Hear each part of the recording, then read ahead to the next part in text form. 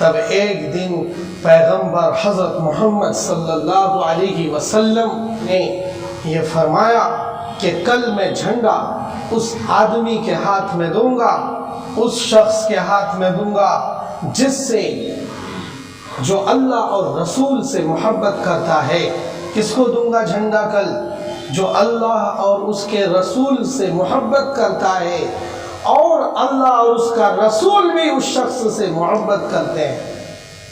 تمام 1600 سپاہیوں کا لشکر یہ سوچنے لگا کہ اے کاش کہ کل جھنڈا مجھے مل جائے، کیونکہ اس گفتگو میں کیا بات شامل ہو گئی کہ رسول اور اللہ اس سے کیا کرتا ہے؟ محبت کرتا ہے۔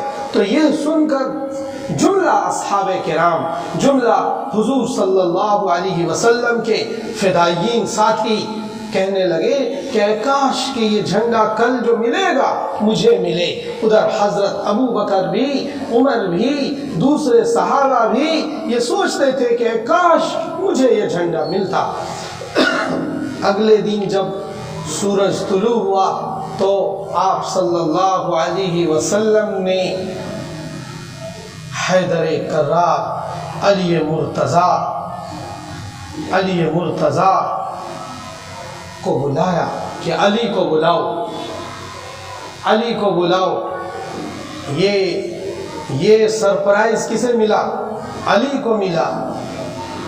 صحاباؤں نے بتایا کہ حضرت حضور علی کو آنکھ کی بیماری ہو رہی ہے، آشوب چشم، کبھی کبھی آنکھیں سوج جاتی ہیں، آنکھیں سرخ ہو جاتی ہیں، اس کو آشوب چشم کہتے ہیں۔ آشوب چشم کا مرض ہو رہا علی کو۔ صحابہ نے بتایا تو حضور نے کہا کہ نہیں، علی کو بلاؤ، آشوب چشم ہی صحیح، وہ بیمار ہی صحیح، علی کو بلاؤ۔ علی رضی اللہ تعالی عنہ کو بلایا گیا تو علی کی آنکھ آشوب چشم کی شکار تھی۔ آپ حضرت محمد صلی اللہ علیہ وسلم نے اپنا لعاب دہن، دہن کہتے ہیں فارسی میں منہ کو، منہ کا لعاب حضور اکرم صلی اللہ علیہ وسلم نے اپنی انگلی سے ان کی آنکھ میں لگایا اور آنن فانن آنکھ کیا ہو گئی، آنن فانن آنکھ کیا ہو گئی؟ ٹھیک ہو گئی۔ اب حضرت علی بالکل فٹنس میں ہے، شاندار قسم کے مجاہد، شاندار قسم کے سپہ سالار اور کمانڈر کے کمانڈر اور استاذ الاساتذہ، زبردست قسم کے سپہ سالار علی مرتضیٰ حیدر کرار رضی اللہ تعالیٰ عنہ اب حضور کے سامنے کھڑے۔ کہا علی یہ جھنڈا تم پکڑو اور جاؤ، قلعہ قموس کو آج تمہیں فتح کرنا ہے، اور اللہ تمہارے دونوں ہاتھوں کے ذریعے سے اس پورے قلعے کو فتح کرے گا۔ چنانچہ علی نے اپنا فوجی لباس چڑھایا اور فوجی وردی میں آ کر، فوجی وردی اس زمانے میں کیا ہوتی تھی؟ زرہ، یعنی لوہے کا پورا لباس ہوتا تھا، زرہ زنجیروں سے بنا ہوا۔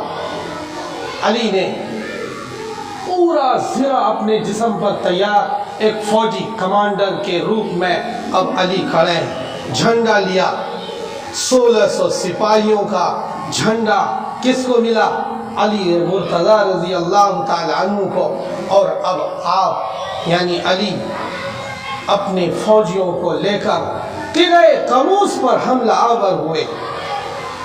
جب قلعے کے قریب پہنچے تو یہودیوں کا ایک بہت بڑا پہلوان، نامی گرامی پہلوان، نامی گرامی بہت زبردست قسم کا نامی گرامی پہلوان، اس کا نام تھا مرحب۔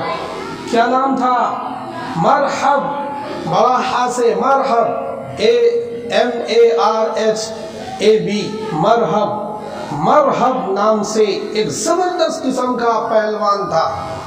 ان کے آگے کھڑے ہونے سے لوگ گھبراتے تھے، بڑے بڑے کمانڈر بھاگ جاتے تھے۔ مرحب کا ایک بھائی تھا، بڑا جوشیلا تھا۔ مرحب بھی پہلوان تھا، اس کا ایک بھائی تھا، بڑا جوشیلا تھا۔ اس نے چند یہودی سپاہیوں کو لے کر علی مرتضیٰ پر اٹیک کیا۔ حضرت علی رضی اللہ تعالیٰ عنہ نے اپنے سپاہیوں سے نہیں، خود ایک ہی وار میں مرہب کے بھائی کا قصہ تمام کر دیا۔ مرہب کا بھائی بڑا جوشیلا تھا، وہ گیا، قصہ اس کا تمام ہو گیا۔ جو اور ساتھی تھے وہ ڈر سے بھاگ گئے کہ یہ جوشیلے آدمی کا قصہ تمام ہو گیا، ہم لوگ یہاں کیا کریں گے۔ وہ ادھر ادھر بھاگ گئے، جان بچانے لگے۔ تو پھر اب کس کا نمبر تھا؟ مرہب کا، قلعے کا زبردست پہلوان اور فوجی اور کمانڈر یہودیوں کا مرہب آیا، ایک دم زبردست فوجی لباس میں، زبردست تگڑا انسان، اور خود لوہے کی ٹوپی پہن کر۔ آپ نے دیکھا ہوگا، آج کل سب کچھ دیکھنا آسان ہے، یوٹیوب پر فوجی لباس پرانی دیکھی ہوگی آپ نے۔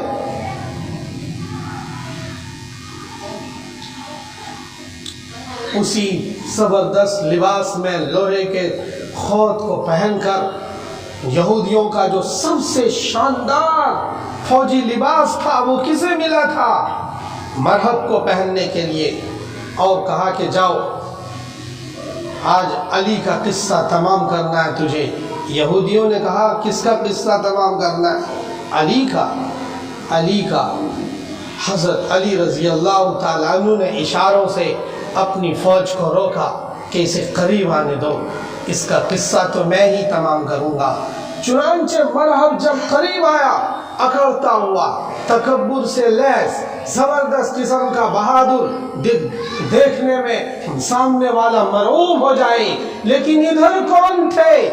میدان جہاد کے، میدان جنگ کے سب سے مضبوط پہاڑ کون؟ علی مرتضیٰ۔ وہ تھے سامنے۔ علی مرتضیٰ نے ایسا وار کیا، ان کی ٹوپی پر مارا، اور لوہے کی ٹوپی کو کاٹتی ہوئی وہ تلوار پورے سر کو دو ٹکڑوں میں، قصہ تمام کر دیا۔ پورا سر کتنے حصوں میں؟ 2 ٹکڑوں میں۔ مرہب بھی ختم، اس کی ٹوپی لوہے کی بھی ختم، سارا قصہ تمام۔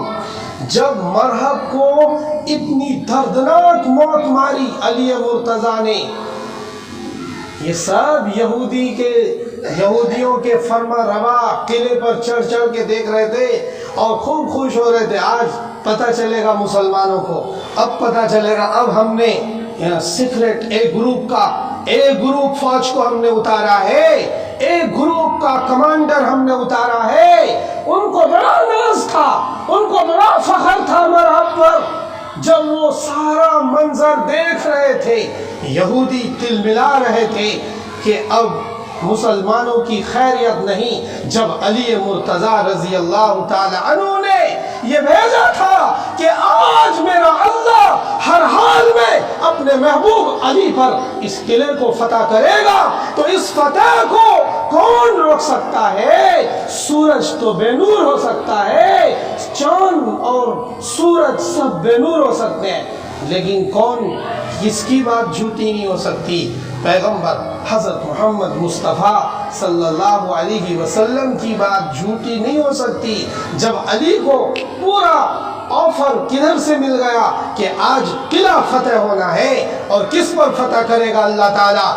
علی پر، علی کی تلوار سے، علی کی تلوار ذوالفقار سے، علی کی تلوار ذوالفقار سے اللہ تعالیٰ اس قلعے کو فتح کرے گا۔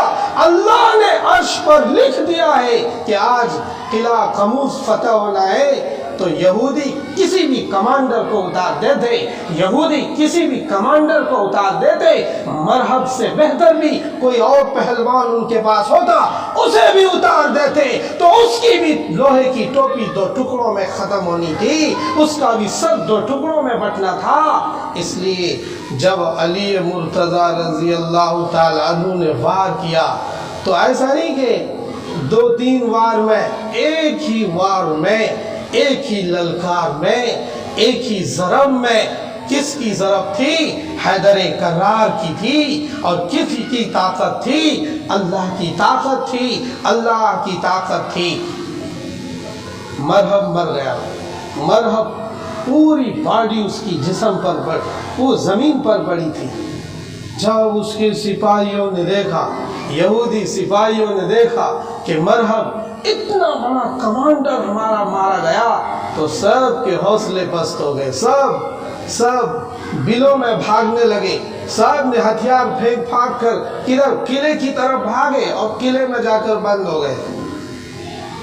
اب کوئی لڑنے والا نہیں تھا سامنے یہودیوں کی طرف سے، علی آگے بڑھے اور اب دیکھو علی کا کمال سنو گے تو سنتے ہی رہ جاؤ گے۔ علی گئے اور اس قلعے کا جو دروازہ تھا اس دروازے کو کتنے لوگ کھولتے تھے؟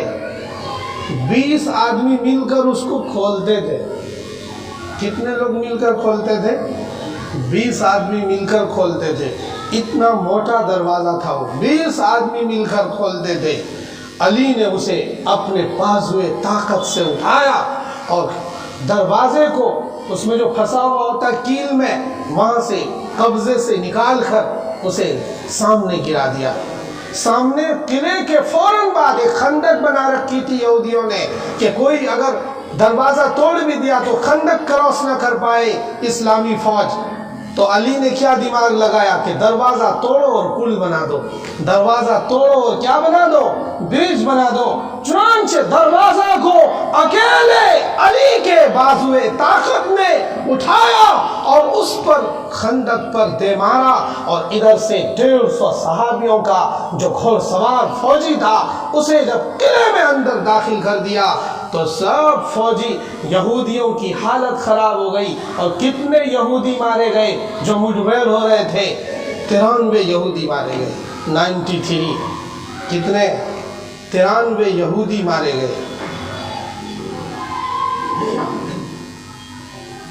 جب یہ دیکھا یہودیوں کے لیڈرشپ نے کہ اب ہماری خیریت نہیں ہے تو کیا سوچا کہ اب ہم ان سے کیا کر لیتے ہیں؟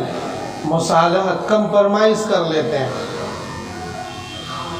اور آج کل بھی اب کس پر آ گیا ہے؟ کمپرمائز پر آ گیا ہے۔ آج کل بھی کس پر آ گیا؟